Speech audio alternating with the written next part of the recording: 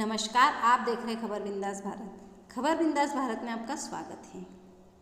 कुछ माह पूर्व 15 मार्च को नागदा रेलवे स्टेशन के प्लेटफॉर्म नंबर 1 पर खाद्य सामग्री बेचने वाले दो गुटों के बीच खाने पीने के सामान को लेकर विवाद हुआ था। देखते ही देखते यह विवाद इतना बढ़ गया कि एक गुट ने दूसरे गुट पर चाकू से हमला कर दिया। इस चाकूबाजी के हमले में एक सीताराम नामक युवक को काफ़ी गंभीर चोट आई थी, जिसको प्राथमिक उपचार के बाद उज्जैन रेफर कर दिया था, जिसके बाद 15 दिनों तक सीताराम का उज्जैन के एक हॉस्पिटल में उपचार चला। साथ ही इस दौरान नागदा के सिविल अस्पताल में विवाद की स्थिति बन गई थी। बढ़ते विवाद के बीच नागदा और बिल्लाग्राम थाने के प्रभारी को अपनी टीम के साथ सिविल अस्पताल पहुंचना पड़ा था, तब जाकर मामला शांत हुआ था।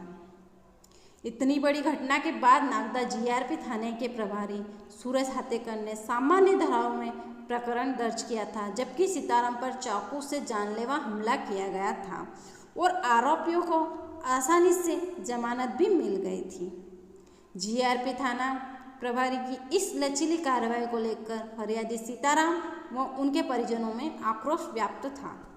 इसी दौरान फरियादी ने नागदा के एडवोकेट दीपक सिंह नेगी और प्रीति जैना श्रीमाल के माध्यम से न्यायालय में अपनी गुहार लगाई, जिसके बाद दीपक सिंह नेगी व प्रीति जैना श्रीमाल ने माननीय न्यायालय के सबने विस्तार से फरियादी का पक्ष रखा, जिसके बाद माननीय न्यायालय ने भी माना कि यह प्रकरण कमजोर धारा का इस्तेमाल किया गया है और न्यायालय ने हत्या के प्रयास और SC/ST की धारा सहित अन्य धाराओं का इजाफा किया और आरोपियों को भेरूगढ़ जेल भेजा गया। लगातार खबरें देखने के लिए बने रहे खबर बिंदास भारत के साथ। एक रेलवे स्टेशन में मारपीट का मामला हुआ था, क्या अपडेट है इसमें? दिनांक 15/3/2025 की घटना है।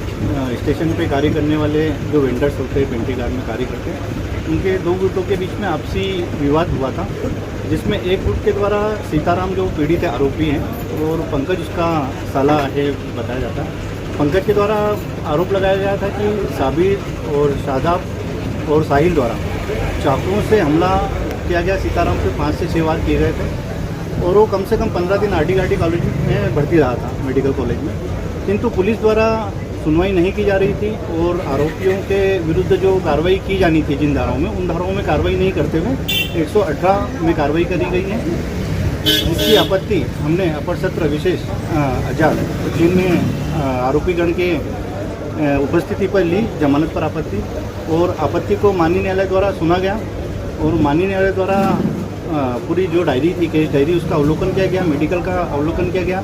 उसके पश्चात जो तीनों आरोपी थे उनको वहाँ से जेल वारंट बनाया गया है और उन पे 109 जो हत्या का प्रयास जो पूर्व में धारा 307 होती थी उसका इजाफा कर दिया गया है और अन्य धाराएं जो ST/SC एक्ट की उसको भी कोर्ट में बढ़ाया गया है और आरोपियों को जेल भेजा गया। घटना के बाद आरोपी कितना समय जेल रहे? घटना के बाद एक्चुअल में पुलिस द्वारा जो पहले धाराओं में मुकदमा दर्ज किया गया था, वो उन धाराओं में जेल का प्रोविज़न नहीं था, 7 वर्ष से कम के अपराध में श्रेणी में आ रहा था, इसलिए पुलिस द्वारा उनको छोड़ दिया गया था थाने से। यही पीड़ित की आपत्ति रही है और उसकी आवाज़ हमने माननीय न्यायालय के समक्ष उठाई है और माननीय न्यायालय ने उसे स्वीकार किया।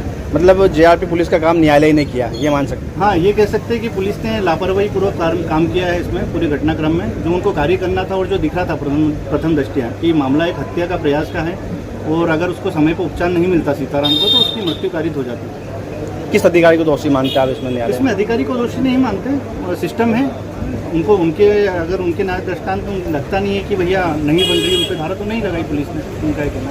बाकी माननीय न्यायालय इस चीज़ को समझा है और अपराध की गंभीरता को देखते हुए उनको धारा पे का इजाफा भी किया गया और उनको जेल भी पहुँचाया गया।